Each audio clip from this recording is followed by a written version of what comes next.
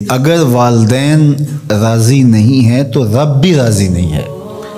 اللہ کی رضا نصیب ہی نہیں ہو سکتی۔ آپ کے عمل، آپ کی محنتیں، آپ کے سجدے اور آپ کی عبادتیں، ریاستیں، چلہ کشیاں، یہ کچھ کام نہیں آتی اگر والدین راضی نہ ہوں۔ تو والدین کو راضی رکھنے کی ہمارے دین نے ہمیں تلقین فرمائی کی۔ اور یہ بھی آپ کو میں بتاؤں کہ کچھ اعمال ایسے ہیں کہ جن کی جزا اور سزا آخرت میں دیکھنا ہوگی، لیکن کچھ اعمال ایسے ہیں جن کی جزا اور سزا دنیا میں بھی بندہ دیکھ کے جاتا ہے۔ ان میں سے ایک عمل والدین کی فرما برداری ہے۔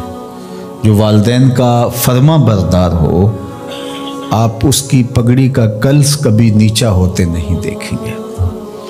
اور وہ گناہ جس کی سزا آخرت میں تو ہے ہی ہے، دنیا میں بھی ضرور ملتی ہے، وہ والدین کی نافرمانی ہے۔ اس شخص پہ نشان لگا لیں جو ماں باپ کا بے ادب اور گستاخ ہو، آپ اس کو دنیا پہ بھی رسوا ہوتا پائیں گے۔ دنیا پر بھی وہ سرخرو نہیں ہو سکے گا۔ دنیا کے اوپر جتنے لوگ بھی سرخرو ہوئے ہیں، کامیاب ہوئے ہیں، چاہے وہ مسلمان ہیں چاہے وہ کافر ہیں، آپ اگر ان کی تاریخ پڑھیں تو آپ کو نظر آئے گا کہ ان کے پیچھے ان کے والدین کی دعائیں ہیں۔ اگر والدین کی دعائیں نصیب ہیں تو انسان سرخرو ہوتا ہے، اور اگر والدین کی دعائیں حاصل نہیں ہو پاتی تو محنتیں بھی انسان کی اکاد چلی جاتی ہیں۔ تو یہ وہ نیکی ہے، یہ وہ عمل ہے کہ جس کا صلہ دنیا میں بھی اور آخرت میں بھی ملتا ہے، اور یہ بدعملی والدین کی نافرمانی ایسا جرم ہے کہ جس کی سزا دنیا میں تو ہے ہی ہے، آخرت میں بھی، اور دنیا میں دونوں میں اس کو جو ہے وہ حاصل کرنا پڑتی ہے۔ والدین نیکوکار ہوں، صالح ہوں، پاکیزہ عمل ہوں تو ان کی تو عزت اولاد کرے گی ہی کرے گی۔ والدین برے ہی کیوں نہ ہوں، یا والدین بہت گناہ گار ہیں، شرابی ہیں اور بدکار ہیں اور اعمال بد ہیں، تو ان کی توہین نہیں کی جائے گی، اور اس بد اعمالی کی وجہ سے ان کے لیے دعائے خیر کی جائے گی۔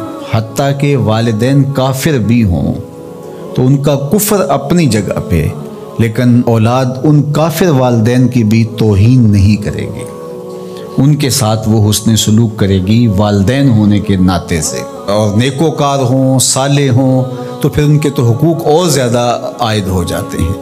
تو ماں باپ کے ساتھ ہمیں حسن سلوک کرنے کی تلقین کی گئی ہے۔ اچھا، یہاں اولاد کے لیے کبھی مسئلہ بن جاتا ہے، ماں کچھ اور کہہ رہی ہوتی ہے اور باپ کچھ اور کہہ رہا ہوتا ہے۔ اب اولاد کس کی اطاعت کرے؟ ماں کا حکم الگ ہوتا ہے اور باپ کا حکم اس سے مختلف ہوتا ہے۔ دونوں کے حکموں کو ساتھ لے کر اولاد نہیں چل پاتی۔ اب کیا کرے؟ تو علماء نے لکھا کہ پہلے تو ماں باپ کو ہی چاہیے کہ اولاد کو مشقت میں نہ ڈالے، کہ ایسا حکم دے کہ اولاد پھنس جائے کہ ماں کی بات مانوں یا باپ کی بات مانوں۔ ایک کی اطاعت سے دوسرے کی نافرمانی لازم آتی ہو تو بڑا مشکل مرحلہ ہو جاتا ہے۔ تو والدین کو اتنا خیال اور اتنا لحاظ رکھنا چاہیے کہ ان کو مشقت میں نہ ڈالے، ایسا حکم نہ دیں جو وہ بجا نہ لا سکے، جو ان کے لیے پورا کرنا مشکل ہو۔ اور بالخصوص ماں باپ کی لڑائی کے اندر اولاد جو ہے وہ پس کے رہ جاتی ہے۔ ماں کی بات مانی تو باپ ناراض، باپ کی بات مانی تو ماں ناراض۔ تو اس میں ایک تو والدین کو ہی چاہیے، لیکن کبھی اولاد پھنس جائے تو مسئلہ شرعی سن لیجیے، وہ یہ ہے کہ گھر کا حاکم جو ہے وہ مرد ہے۔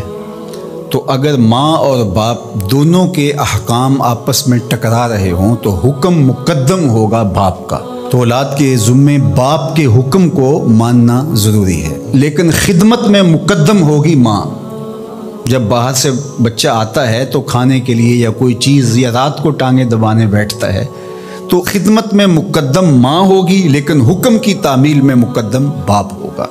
تو شریعت اسلامیہ نے ہمیں یہ حکم دیا، چونکہ خدمت میں یہ جو حدیث میں نے آپ کے سامنے رکھی ہے، تو صحابہ نے حضور سے جب پوچھا کہ ہمارے حسن سلوک کا سب سے زیادہ مستحق کون ہے، تو فرمایا اماں کا، تیری ماں۔